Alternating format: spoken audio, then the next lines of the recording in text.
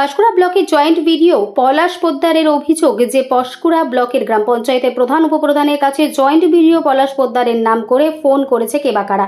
ফোনের ওপর থেকে বলা হয়েছে মোটা টাকা দিলেই মিলবে সরকারি চাকরি, প্রধান উপপ্রধানের নামেই চাকরি এসেছে, আপনারাও এতে করতে পারেন, আপনার আত্মীয় পরিজনকে দিতে পারেন, দ্রুত টাকা দিতে জেলা শাসকের দপ্তরে গিয়ে নাম পাঠাতে হবে। যদিও গ্রাম পঞ্চায়েতের প্রধানরা ভিডিওর দ্বারস্থ হয়, তারা তবে এই বিষয়টি জানতে পেরে জয়েন্ট ভিডিও পলাশ পোদ্দার পাঁশকুড়া থানাতে লিখিত অভিযোগ দায়ের করে। সেই দায়েরের ভিত্তিতেই তদন্ত চলবে।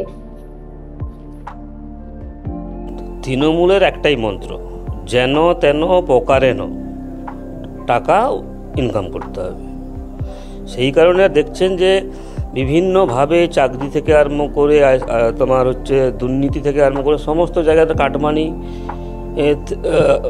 উপার্জন করাটাই এদের মূল উদ্দেশ্য।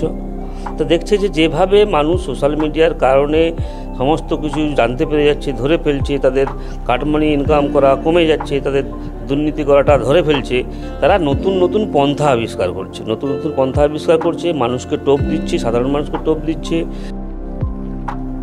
আমাদের পাঁশকুড়া ব্লকের একাধিক প্রধান এবং উপপ্রধানকে জয়েন্ট ভিডিও পলাশ পোদ্দারের নাম করে 8910324808 এই নাম্বার থেকে ফোন করে প্রধান উপপ্রধানদেরকে চাকরির কথা বলছে এবং বিভিন্নভাবে প্রলোভনের কথা বলছে। আমরা ইতিমধ্যে পাঁশকুড়া থানায় অভিযোগ করেছেন।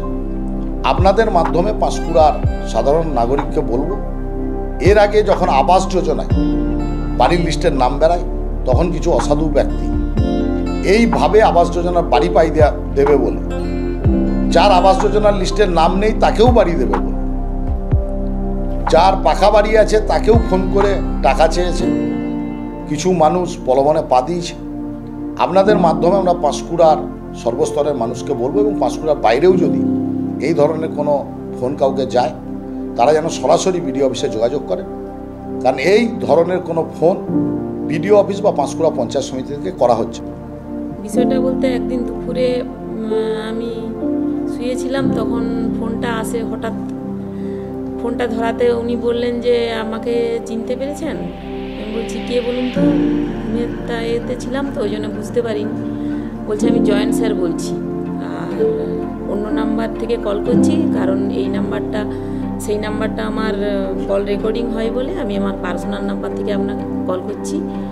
আর জিপিতে আর জিপি লেভেল আর ব্লক লেভেলে দুটো কাজ আছে, মাধ্যমিক আর উচ্চ মাধ্যমিক পরীক্ষার্থী মানে পাস করা, এবং ওনাদের বেতনও বলে দিল যে 22,000 আর 23,000। বললো যদি আপনার কোনো পরিচিত থাকে তাহলে তার অ্যাডমিট মার্কশিট সমস্ত ডকুমেন্টস যেন আমাকে এই নাম্বারে হোয়াটসঅ্যাপ করা।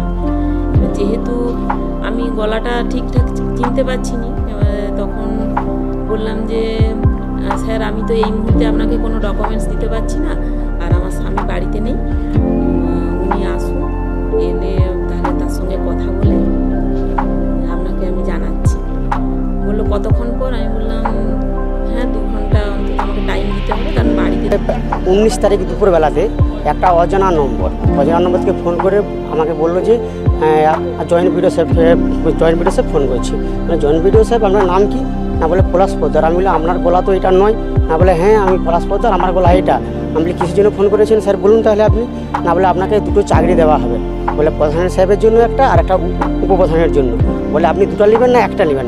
আমি বলি চাকরি দিবে, সরকার চাকরি দিবে, কিন্তু আপনারা তো আমাকে যদি বলে থাকে তাহলে আমার সহসভাপতি কিংবা সভাপতি রয়েছে, আমাকে বলবেন, কিন্তু আপনারা কেন বলছেন? বলেন না এটা আপনাদের প্রাপ্ত, এটা আপনাদেরকে দিতে হবে।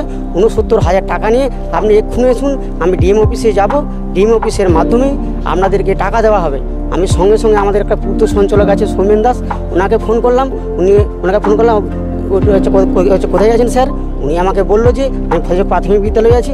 আমি আপনি আসুন দেখি, একটা অজানা নম্বর থেকে আমাকে ফোন করছে এবং বলছি আমি জয়েন্ট ভিডিও পলাশ পোদ্দার বলছি, কিন্তু ওনার গলা তো নয়। না বলে আচ্ছা ঠিক আছে আমি এখনই যাচ্ছি, আমার ফোন চালু আছে। উনি 2 মিনিটের মধ্যে আমার কাছে এলো, আমি ওনাকে ফোন দিলাম, উনি ফোনে তো কথা বলেননি, উনি ফোনটা শুধু কানে রেখেছে। আমি বললাম একটু স্যার দেখুন দেখি এটা পলাশবাবুর গলা না অন্য কারের গলা? আমাকে বললো যে না পলাশবাবুর গলা নয় তো এটা। আমি